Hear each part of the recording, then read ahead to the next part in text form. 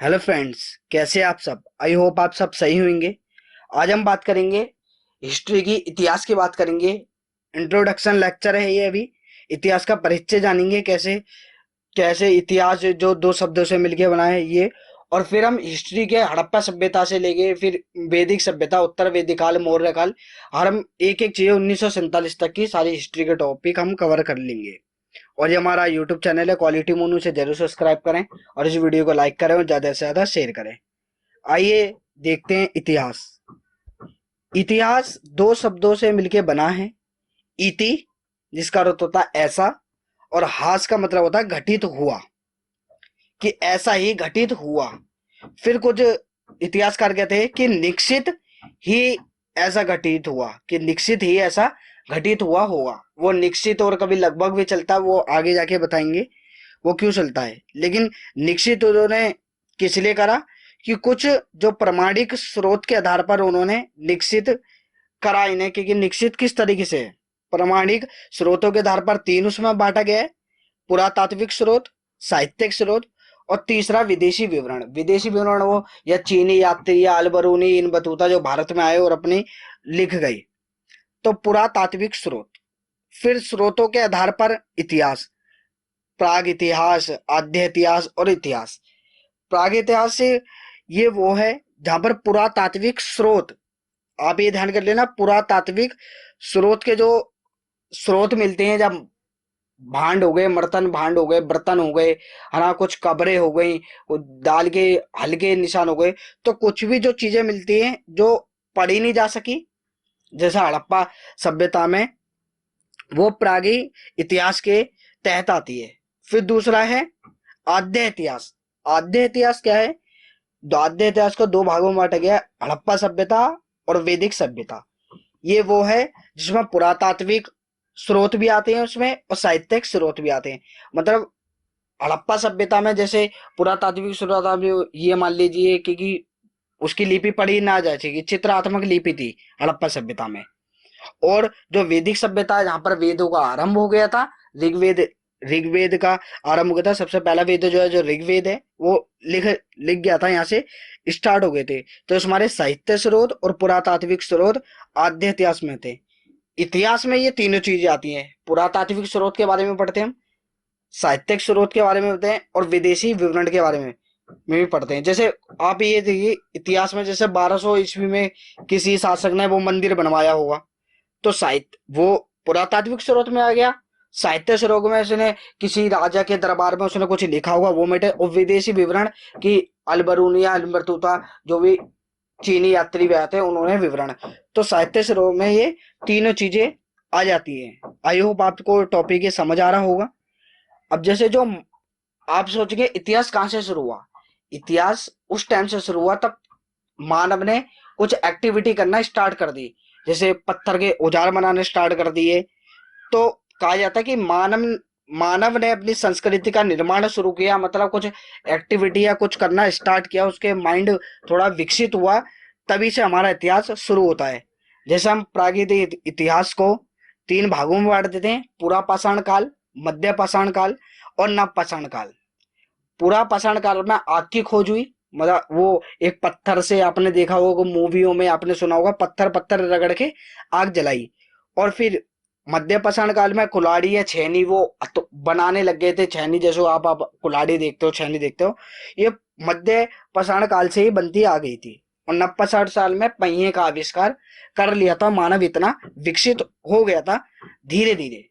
और आपको जो ब्लू पॉइंट में दिख रहा होगा कि ये इतिहास मानव संस्कृति के अतीत का वैज्ञानिक अध्ययन है।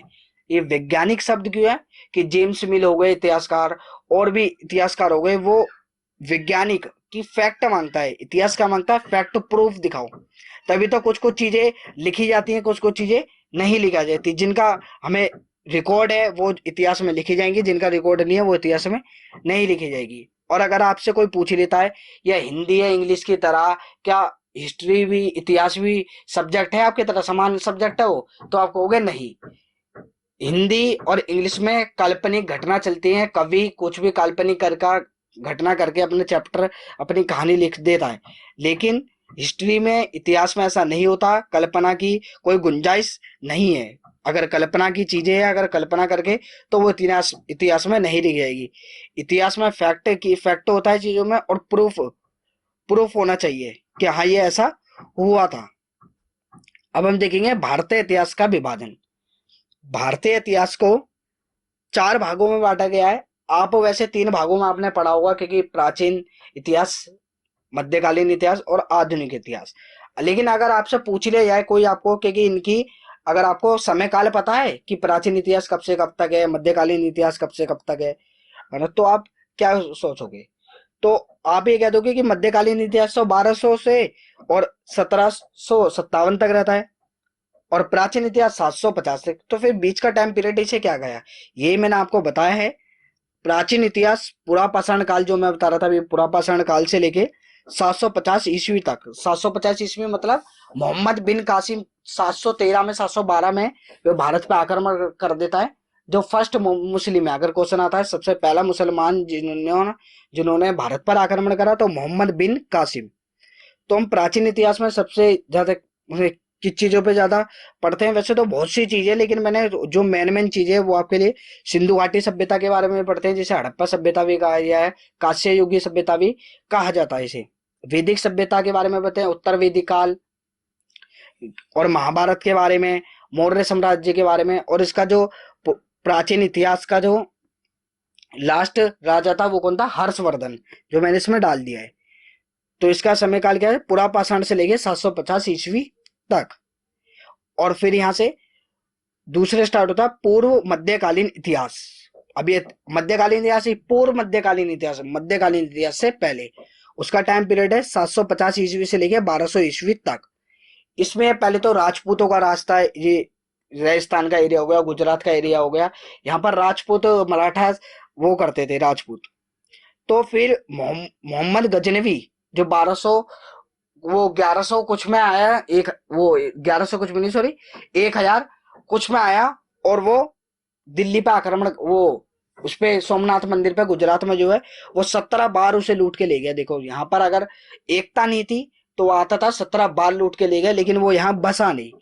लेकिन फिर 1191 में पानी वो हुई, तराइन का युद्ध हुआ, जिसमें पृथ्वीराज चौहान और मोहम्मद गोरी के बाद मोहम्मद गोरी का दास्ता कुतुबुद्दीन ऐबक, जिसने दिल्ली सल्तनत की स्थापना करी। अब दिल्ली सल्तनत जहां से स्टार्ट होती है, मतलब 1206 से दिल्ली सल्तनत स्टार्ट होती है, वहीं से हमारा मध्यकालीन इतिहास स्टार्ट हो जाता है। इसके बारे में हम पूरी दिल्ली सल्तनत के बारे में पढ़ते हैं, क्योंकि गुलाम वंश आए, खिलजी वंश आए, तुगलक वंश आए, सैयद वंश आए, लोधी वंश आए, फिर मुगल आए 1526 में। भारत, वो बाबर ने आक्रमण करा, पानीपत का पहला युद्ध हुआ।